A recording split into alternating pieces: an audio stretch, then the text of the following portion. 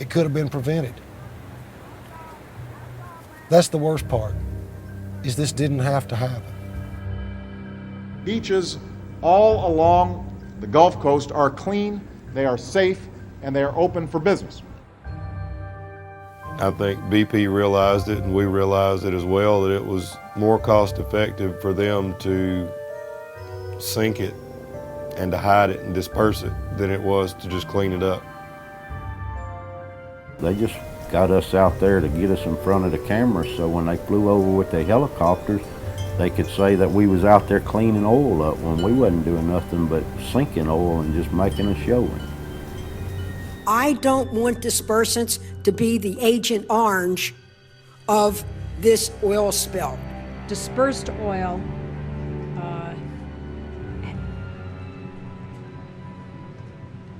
If that disbursement is in that mud, in any form, any shape, any manner, the shrimp is going to get it.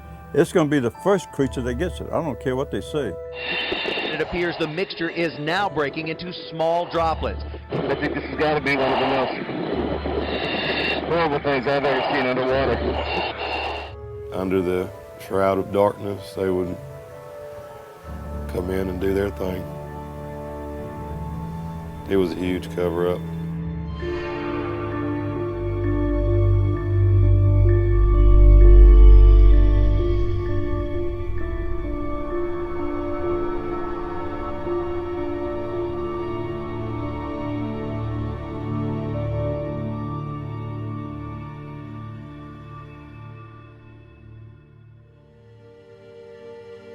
On April 20th, 2010, a BP-leased drilling platform called the Deepwater Horizon exploded,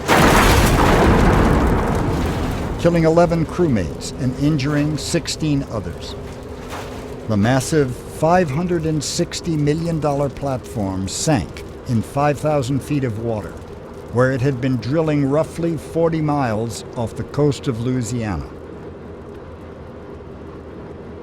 Within days, rumors were circulating of a broken wellhead, spewing unknown amounts of raw crude every day into the Gulf, a sort of underwater volcano of oil. It's the question nobody has an answer to. Just how much oil is gushing out at the spill site deep underwater in the Gulf of Mexico? Frankly, whether it was 1, 5, or 10, or 15, our mobilization of resources have been for something far beyond that. What really matters is this. There's oil leaking, and we need to stop it, and we need to stop it as soon as possible. Here in Venice alone, we have over... Despite what most engineers were saying, BP maintained that the broken wellhead flow rate was an estimated 1,000 barrels per day. And that's the number BP is sticking with, too. We're fighting it in the subsea, we're fighting it on the surface, and we are going to defend the shoreline. There's been a cozy relationship between the oil companies and the federal agency that permits them to drill. But it is pretty clear that the system failed, and it failed badly. The Deepwater Horizon was not equipped with a remote control, acoustically activated cutoff switch, which immediately shuts down wells during blowouts. These switches cost about $500,000, an amount BP earns about every 8 minutes. Acoustic switches are required in offshore drilling in other parts of the world. The United States, however, leaves the choice of installing them to the oil companies. 1 year prior to the blowout, BP submitted a 582-page regional spill plan for the Gulf that was approved by the federal government. However, the plan was flawed. For example, it lists sea lions, seals, sea otters, and walruses as sensitive biological resources in the Gulf. Yet none of these animals live there. It cites Peter Lutz as its national wildlife expert. Peter Lutz had died 5 years earlier. And nowhere in the 582-page government-approved plan does it mention how to stop a deepwater blowout. It was frustrating to see the sort of primitive methods that were being used at first to try to stop this gusher. There was precedent, not really a precedent, but close to it anyway, when the Ixtoc spill took place off the coast of Mexico years before. And in the Gulf of Mexico, oil workers are trying to handle a much larger oil spill. A burning offshore oil well is dumping 30,000 barrels of crude each day into the Gulf. The Coast Guard has already said it will be impossible to get it all. In 1979, Mexico's government-owned oil company, Pemex, was drilling an oil well with the drilling rig Sedco when it experienced a blowout. The worst spill in history. Workers are trying to put a giant cone over the well. Airplanes are to be used to drop chemicals on the oil, but there is At its peak, the well was spewing over 1 million gallons of oil per day. Officials were inventing methods to contain it. Mexican officials are calling it Operation Sombrero. Workers have been trying since the weekend to put a 300-ton steel cone over the mouth of the runaway well. 2 relief wells are still being drilled to relieve pressure on the blown-out well, so it eventually can be capped. The Ixtoc spill dealt a crippling blow to the Gulf's marine ecosystem and fishing industry, felt for decades.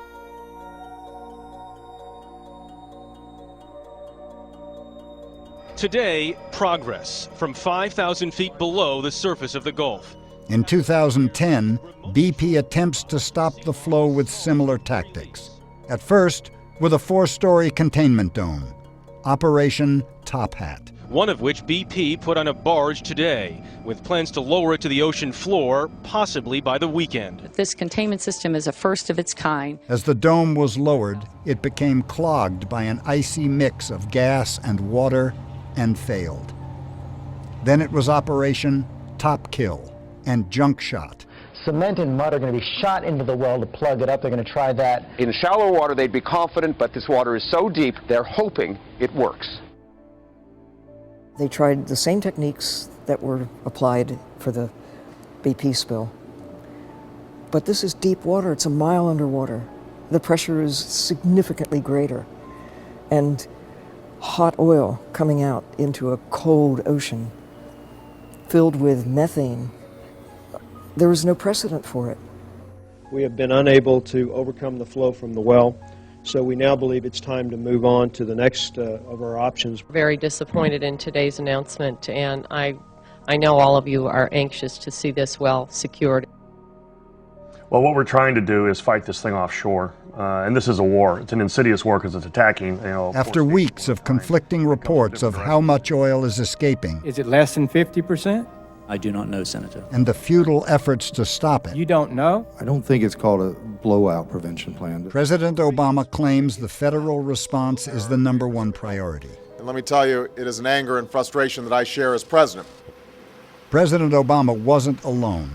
Frustration was felt around the world, and people began questioning whether the oil giant BP really had a viable plan to stop it.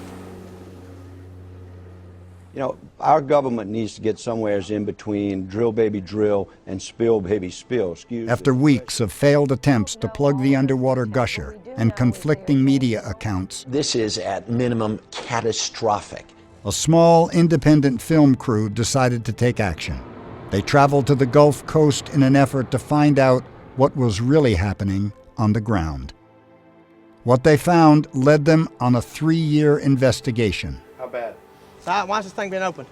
They move among locals from Louisiana to Florida, meet with fishermen, business owners, divers, fly with a marine biologist over ground zero, conduct independent oil and water tests to determine toxicity levels, So I see press pass. and are chased away from hotspots by BP security and local police. Turn that off for me for a minute? Yeah, sure. Okay.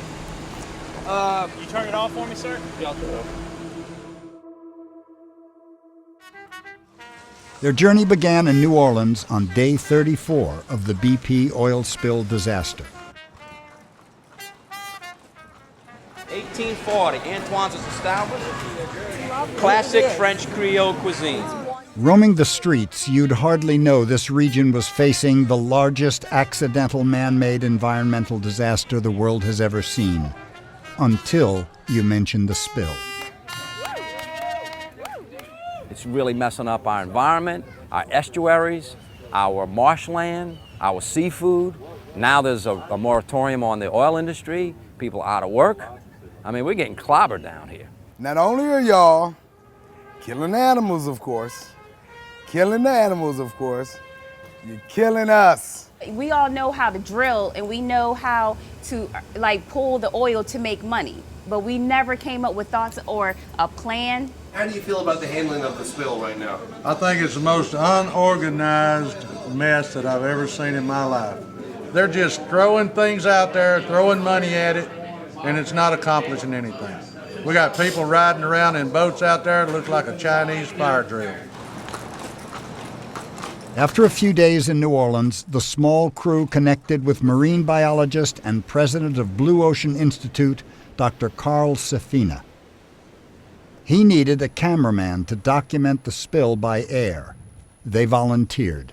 You know, I think it's important to get a first-hand look at what's happening. I don't really like relying entirely on news reports, and I have a different kind of an eye for the wildlife and the marsh, so I think it's really important for me to get a first-hand look if I'm going to have anything much to say about it.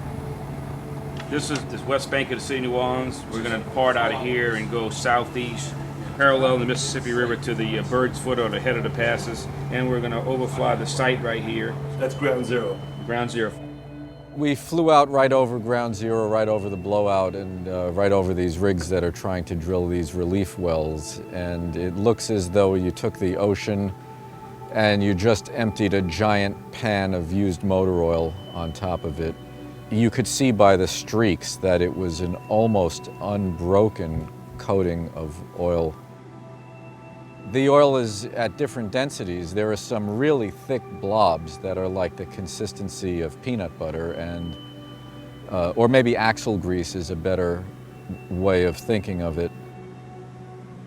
But then there are these thick anacondas of oil that are also snaking their way across the surface. It's really hard not to see that stuff and just say, holy shit. It is shocking. The scale of it is shocking. You see it in your camera and you get the camera's, the area that the camera can see. Then you move it and you take another little bit. But when you can sweep your eyes and realize that you don't see anything on the sea surface but oil. And then you come to this apocalyptic place over the blowout where these rigs are trying to drill these relief wells and they're flaring the gas and there are ships and helicopters and everything else. It's just mesmerizing.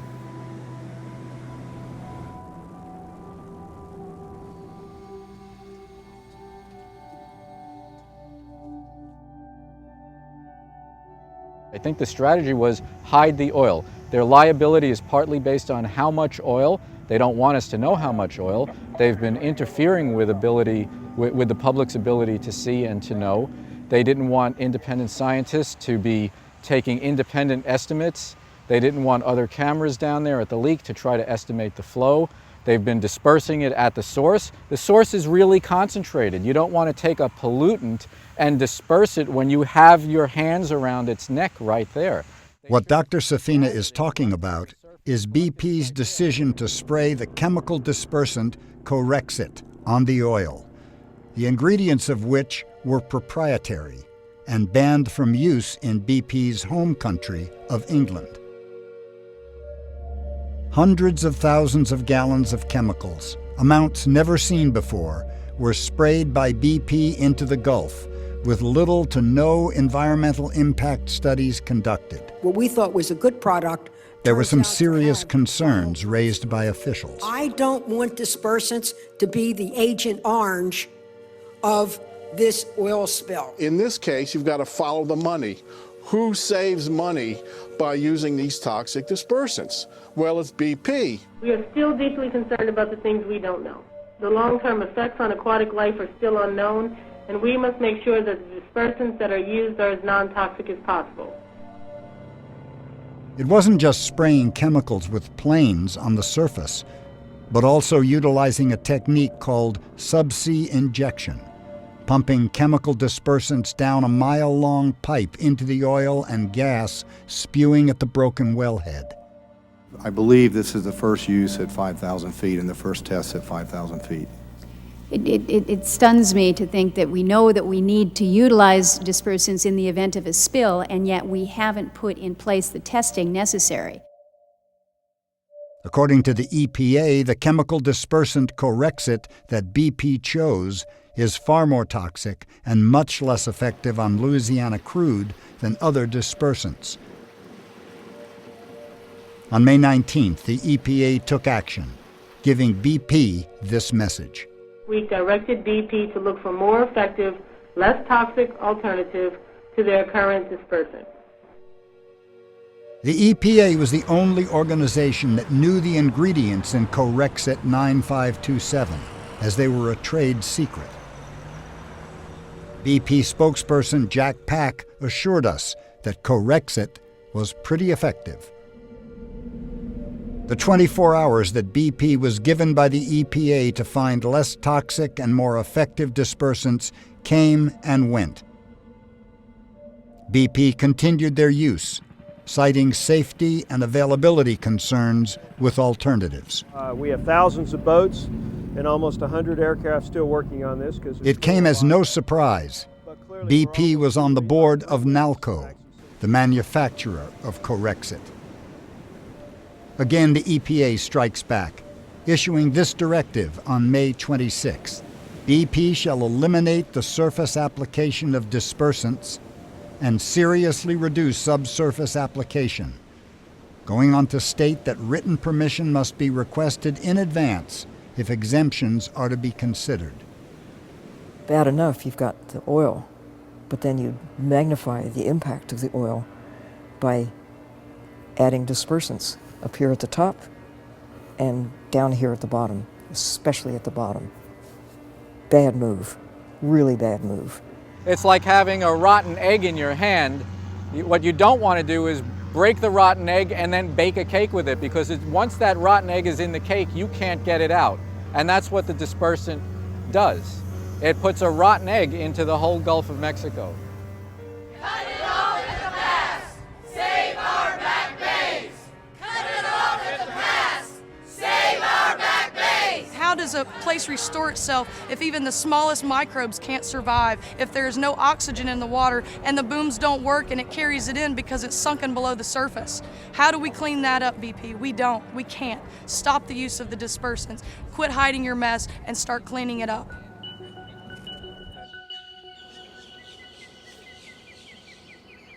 In late May and early June, scientists began discovering massive underwater plumes of oil, one reportedly the size of Manhattan.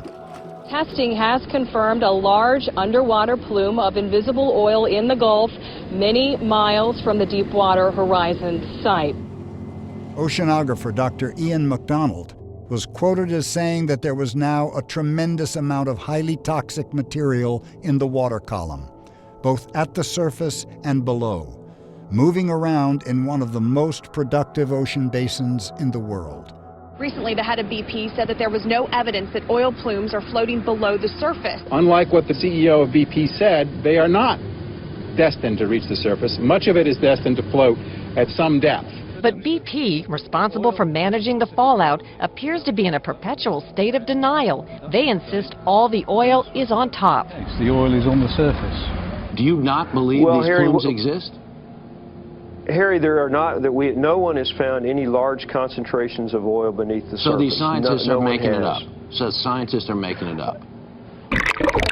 This, critics say, is what BP does not want you to see. Oil and chemical dispersants swirling together into a toxic soup. Oh my God. Forming large plumes under the surface of the water as deep as 25 feet, perhaps deeper. The entire water column is thick with this oil and chemical dispersant mix, and it's absolutely disgusting.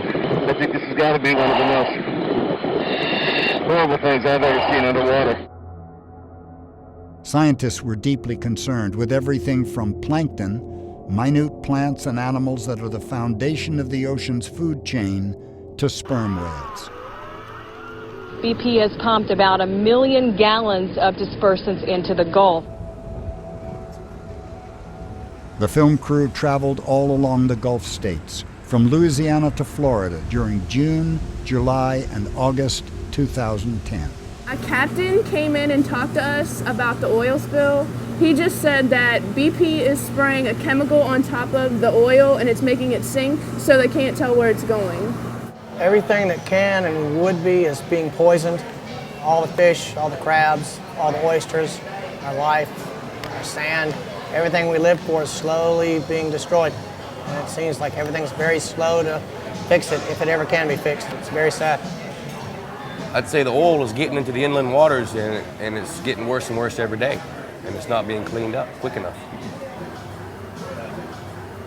But I mean, what else can I say? Well, they don't know how to clean it up. They don't know where to clean it up. They don't know when it's going to stop. They don't know how to put out buoys. The buoys are not working. Nothing's working. They need to get some people that's educated together and find out, they can figure out which way they need to go before they go too far going the wrong way.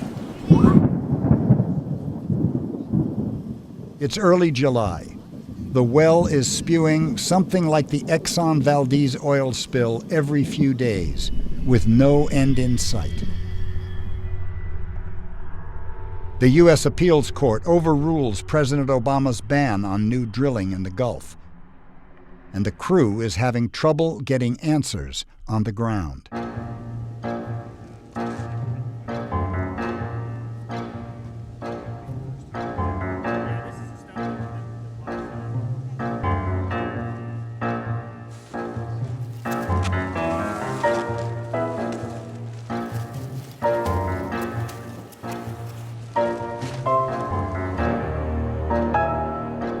How many pounds of sand is in one of those bags? Is anybody allowed to talk to the press, or you guys know? Hey guys, where do these plastic containers go? Is there anybody here who can tell me where those go?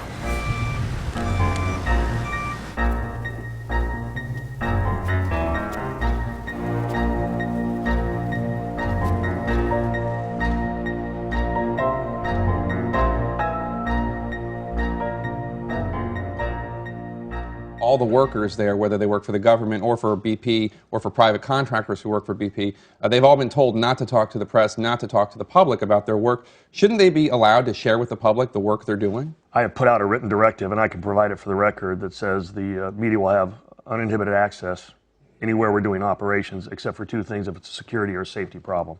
That is my policy.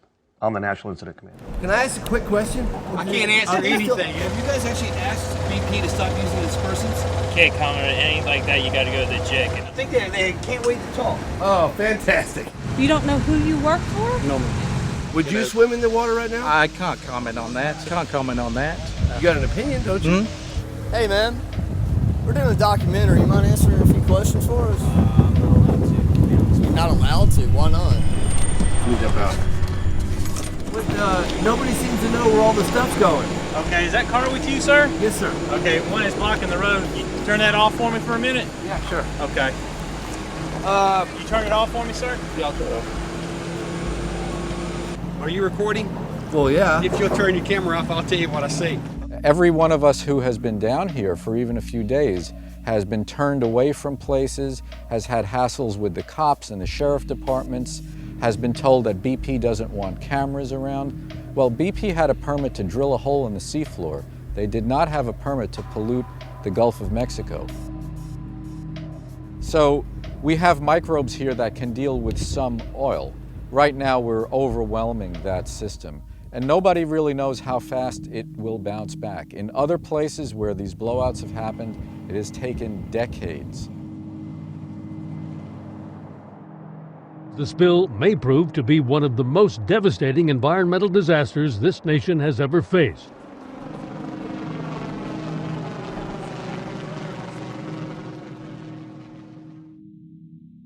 A former BP worker agrees to meet with the film crew, provided they don't reveal his identity. These are a list of the special task force boats? Correct. That were spraying correction? Yes. He was in charge of nearly 80 VU boats, vessels of opportunity, a program BP put together to employ local fishermen put out of work by the spill. I think BP realized it, and we realized it as well, that it was more cost effective for them to sink it and to hide it and disperse it than it was to just clean it up. BP was dumping a bunch of money in the pockets of these boaters to keep them happy, to keep them quiet.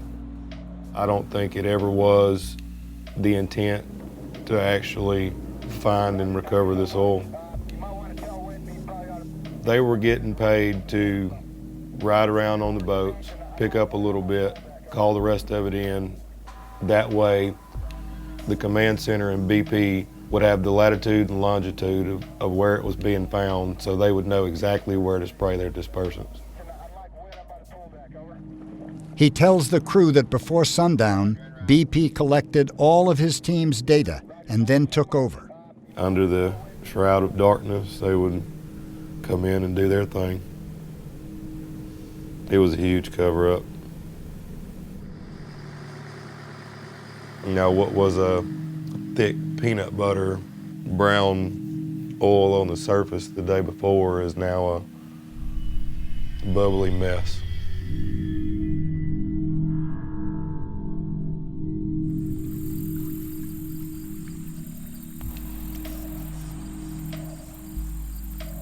But someone is going to have to explain to me why BP would not want to clean up this oil. This was not. Because it's more cost effective for y'all to come at night and sink the son of a bitch. When the oil's coming around, they call y'all, they tell y'all where the oil's at, and the first thing y'all do is tell them to go the other way. Y'all send the plane and y'all fucking sinking it. That's what y'all doing. Come on, man. Let's quit playing over here and tell the truth.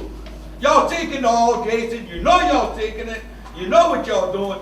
Y'all send all the boats, y'all put them in a group at night. We all hear the planes, and the next morning there's nothing but white bubbles. What you think, we stupid? We're not stupid. Y'all putting the oil on the bottom of our fishing ground. Y'all not only messing me up now, y'all messing me up for the rest of my life. And the fish are... I ain't gonna live long enough to buy no more shrimp. The crew traveled to Grand Isle, Louisiana to meet the man who publicly stood up to BP. You know, all our seafood is a bottom feeder. And the plankton and the nutrients that feed our seafood, the small fish and the shrimp and the crabs, is on the bottom. If they go to eat and there's a big clumps of oil on top of the food, we don't know what the effect's gonna be.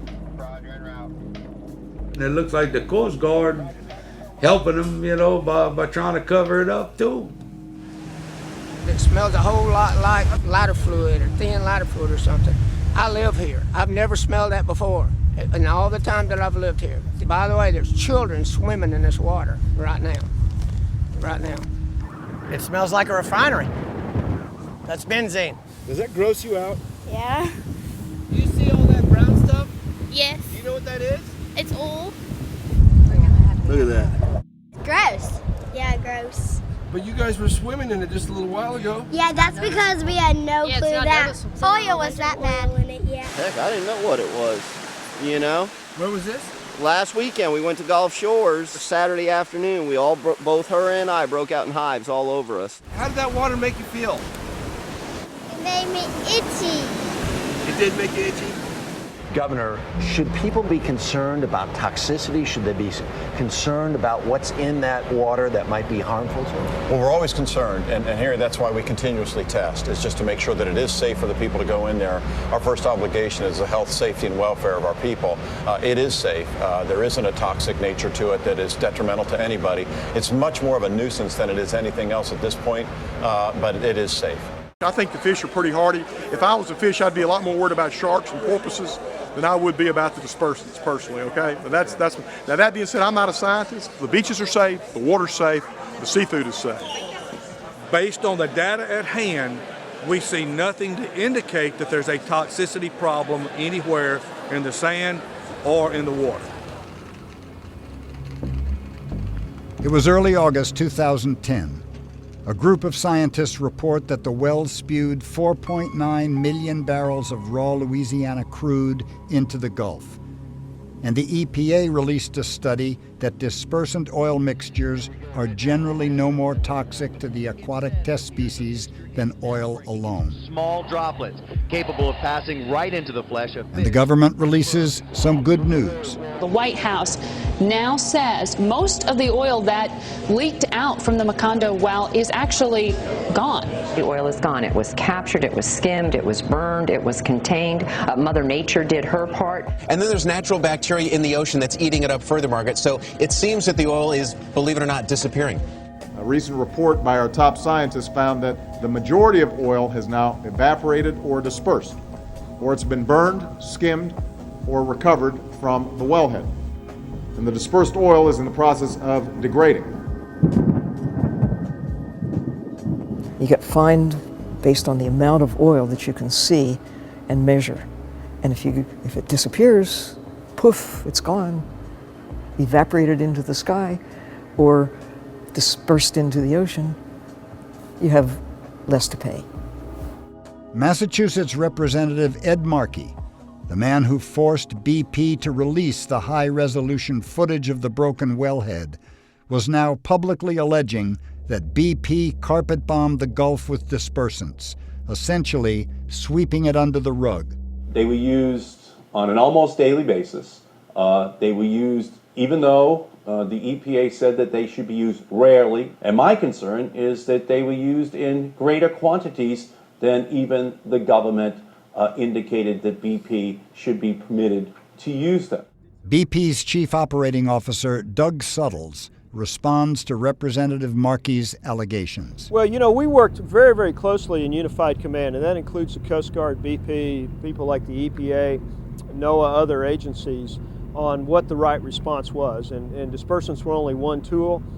There were very, very rigorous protocols we had to follow. We had to apply for permission to apply them. It was based on surveillance data. The Federal On-Scene Coordinator, the Coast Guard, has to formally approve those. Some days they approved our request, other days they didn't. Representative Markey and others from the Committee on Energy and Commerce decided to look into the relationship between BP and the United States Coast Guard. They sent this letter to Incident Commander Thad Allen, demanding the U.S. Coast Guard explain why they allowed BP to continue spraying Corexit after the EPA's May 26th directive to stop or seriously cut back, except in rare cases. Admiral Thad Allen replied with nearly 250 pages of documents, correspondence between BP and the Coast Guard. These show that on May 28th, 2 days after the directive was issued, BP began requesting exemptions. Each and every request for the following 2 months was granted. BP even respectfully requested retroactive authorization, which Rear Admiral James A. Watson of the U.S. Coast Guard approved. BP came up with a number of reasons for exemptions. The inability to skim or burn, bad weather, high levels of VOCs, volatile organic compounds, or volumes of oil. The amounts of Corexit requested was in gallons and varied from day to day. 7,000, 14,400, 19,200, 21,000, 36,000. And there were handwritten corrections of amounts. Among the roughly 250 pages, the film's producers did not find a single day's request denied. All of BP's requests were approved, either by the United States Coast Guard or occasionally NOAA, the National Oceanic Atmospheric Administration. All in all, BP admitted dumping 1.84 million gallons of the chemical dispersant Corexit into the Gulf. This is an old United States Coast Guard sign posted to warn fishermen that they would be fined $32,500 every time they used soaps or other dispersing agents to dissipate oil, pointing out that it's more harmful to the marine environment than if the oil had been left alone. To just put massive amounts of dispersant over the Gulf, harming the plankton, harming the turtles, harming everything living in the system, changing the chemistry of the water itself, magnifying the toxicity of the oil while you're adding a toxin in its own right. Oceanographer, aquanaut, and author Dr. Sylvia Earle was named by Time magazine First Hero of the Planet. After her experience with the Exxon Valdez and the Persian Gulf oil spills, she was called to consult on the Deepwater Horizon disaster. She discussed some of the biggest problems with using dispersants. It becomes a part of the ocean then. It becomes a part of the plankton. It gets taken up as a part of the chemistry of the Gulf of Mexico. Then the fish have to swim in it. It comes through their skin, comes little filter feeders take it in. Crabs take it in, shrimp take it in, fish take it in, and they're bathed in it. It's just not a smart decision. Is there any concern that the dispersed oil is actually so small that it has a greater chance of entering the food chain? Oil that is dispersed is in smaller droplets, and it would be smaller droplets affect smaller creatures, bigger chunks affect bigger creatures. So I think the dispersed oil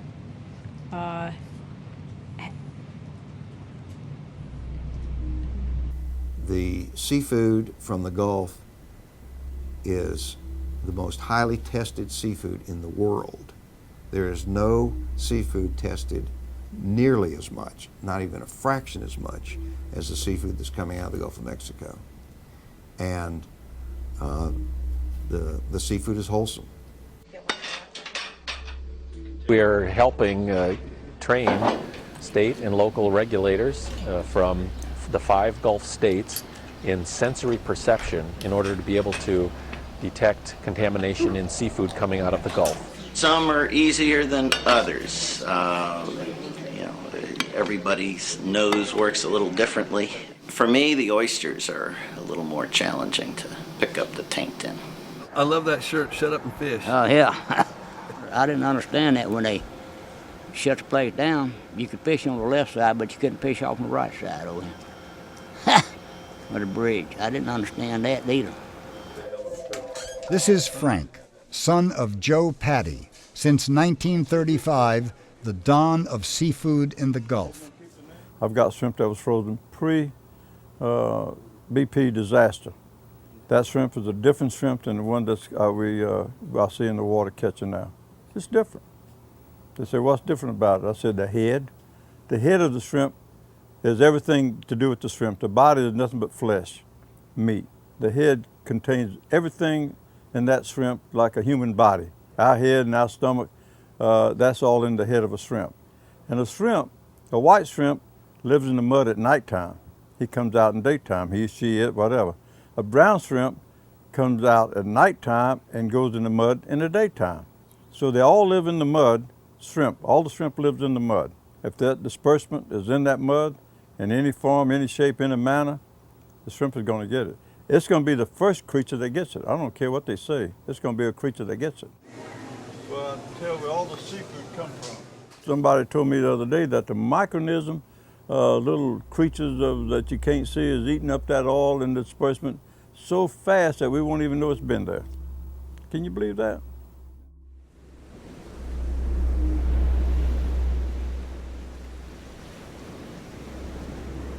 According to chemical oceanographer David Hollander, 25% of the oil can be accounted for by burning, skimming, etc. But 75% is still unaccounted for, meaning about 150 million gallons has vanished. To the best of our knowledge, there is no oil that is accumulating on the seafloor. We have no evidence that there is any oil that is sitting on the bottom or sinking down to the bottom. The water laps over the hull as we rocket downwards 5,000 feet. We should be seeing a cacophony of life here, with creatures dreamed up for a sci-fi movie. But on this moonscape, there's nothing crawling around on the surface of the bottom. It's just worm tubes that are collapsed over. It's called oily fluff, and it's thick. We turned on the ultraviolet light, and look at this. Those phosphorescent ink blots, all oil.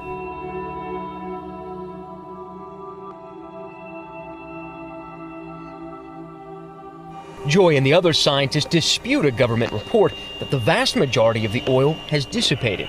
It sank, and it's still there, and it's going to degrade very slowly. How slowly? Years to decades.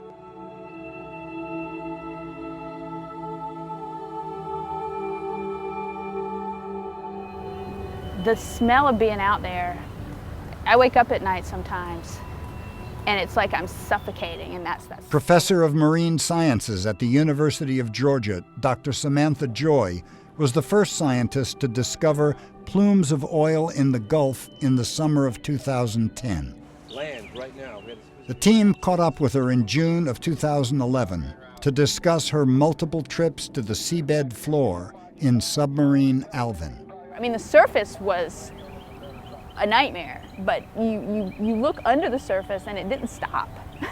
The nightmare continued almost all the way to the bottom. And that's what people don't understand. You know, it wasn't just oil on the surface. It was everywhere. It was everywhere. See how it's spattered with these are dead worms? And it's just like somebody took a paint gun and splattered oil all over the bottom. When you have crude oil components like benzene or xylene or polyaromatic hydrocarbons, those compounds can be measured with specific analytical techniques.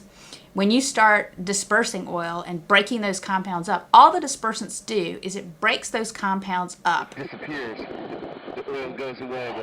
Doesn't take it out of the solution. I mean, if you put 4 sugar cubes in your coffee and you tasted it, your lips would pucker because it would be really sweet. The sugar's in there, it's just not in a solid form. The oil's in there, it's just not as easy to track. Dr. Joy shared some footage of how the seabed floor should look. It's a gelatinous zooplankton.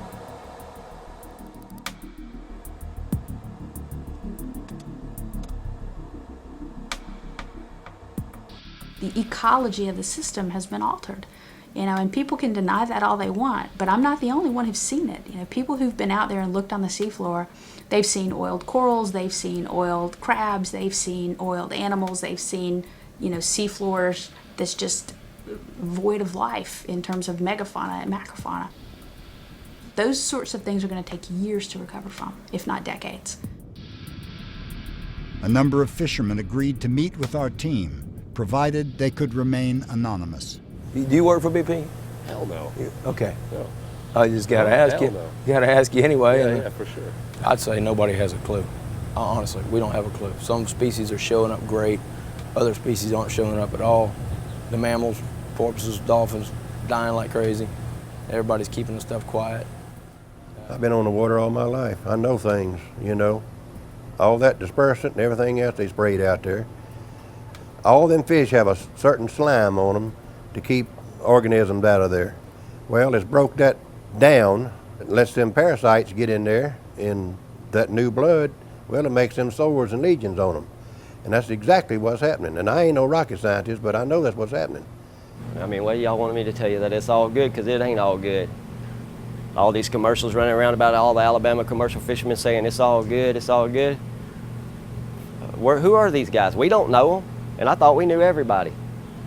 You're lucky if you get 200 pounds. I've been crabbing all my life. I ain't never seen it this bad. But I know things aren't right.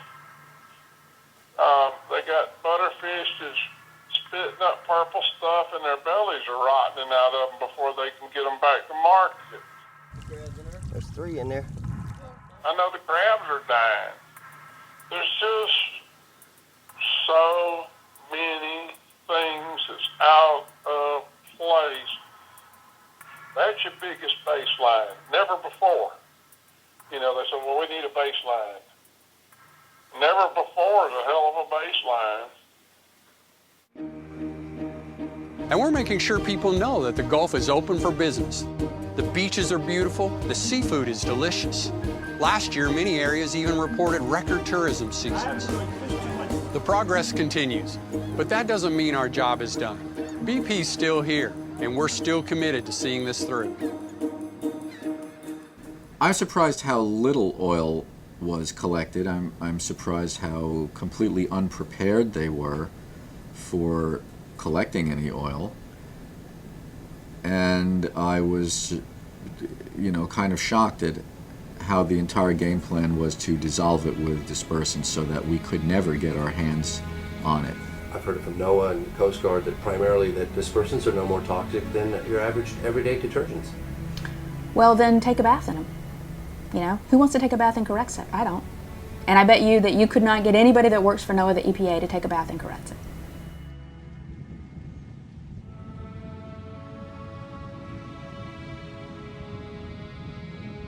In late December 2012, the film crew once again drove down to Grand Isle, Louisiana, to meet with Dean Blanchard, president of Dean Blanchard Seafood.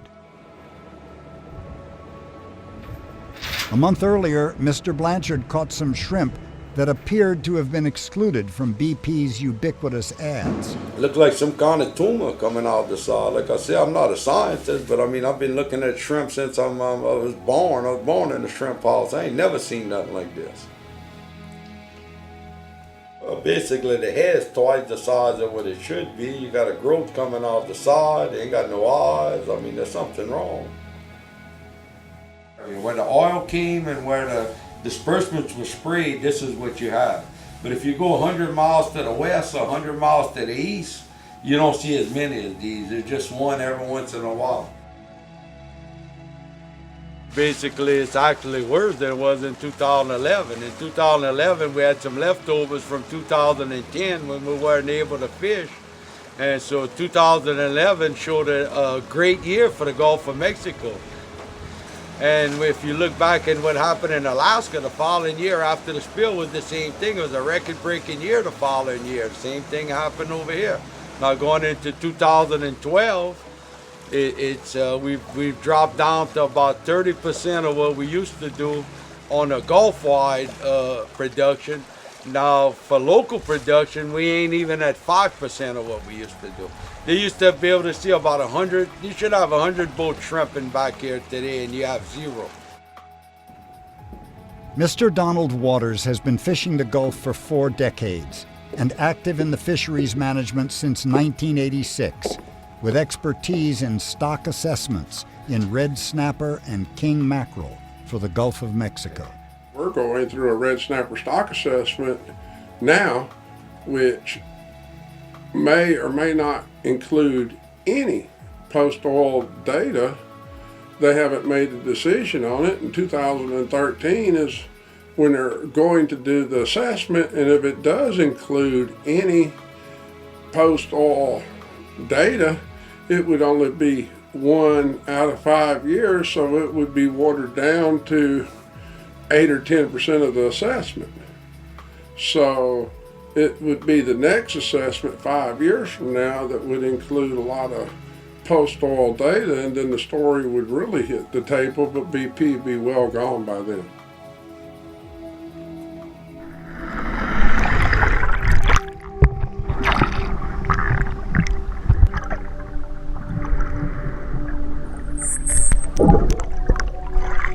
So here we are in 2015, almost to the 5th anniversary of the Deepwater Horizon blowout. And what we've learned is that the impacts on the ecosystem were much broader than we initially anticipated and realized. I think that a lot of people were very much acutely aware of the coastal and nearshore impacts of the oil spill, but not many people realized that there was 10 to 15% of the oil lying on the seabed having impacts to the organisms that live on the bottom of the ocean, with implications for food webs that we really don't understand yet. If I were the big boss of the world, if I had the say about using dispersants versus not using the dispersants, I would say no. In fact, I would say hell no.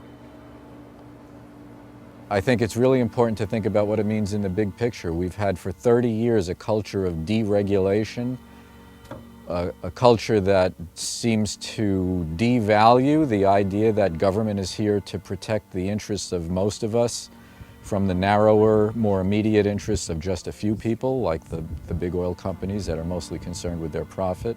And we've had very lax oversight. There was obviously no plan, no preparedness. We filed. In case of a disaster is something. They don't even have the equipment to deal at this scale, but that is not just their fault, although I fault them for all of that, but it's also our fault for allowing a culture of deregulation and also for allowing for 30 years the government to not create for us, because we haven't demanded that the government create for us alternative sources of energy that we can use. So while I do blame them and I do fault them for their lack of preparedness and for trying to hurry it up and for being concerned only about their profits, in a sense, in a very real sense, we've really allowed this to happen. What people got to realize is, even though they don't care about us down here and don't care, you know, what's happening to the Gulf, but just think in your mind, if they're capable of doing that to us, who's going to be next? If I had a chance to talk to President Obama about the Gulf of Mexico, I would plead for the establishment of marine sanctuaries. The mesophotic reefs and the Deepwater coral reefs in the northeastern Gulf in particular, those are just incredible ecosystems with phenomenal biological diversity, and they deserve protection. Under the Antiquities Act, the President can designate areas for protection as monuments. President Bush, in 2006, with a stroke of his pen, designated the area around the Northwest Hawaiian Islands, and later did it again in the Western Pacific, around Rose Atoll and the Mariana Trench and a few other areas. The monuments will prohibit resource destruction or extraction, waste dumping, and commercial fishing. In 2 pen strokes, established areas in the ocean that are greater than all of the national parks put together. President Obama has signed a memorandum to expand a vast marine reserve in the Pacific Ocean. It means commercial fishing and deep-sea mining will be banned in the conservation area. This is a massive zone. It consists of 7 scattered islands, atolls and reefs that lie between Hawaii and American Samoa. The waters that surround these islands are home to corals, seabirds, sharks and vegetation not found anywhere else in the world. It has increased the area of protection by around 1 million square kilometres in this area alone. So that equates to approximately 4 times the size of the surface of the UK. And that will add a significant proportion to the global area of marine conservation zones currently under management. It's only now that we're beginning to fully understand that the ocean matters. You might not care, even if you know. But you can't care if you don't know.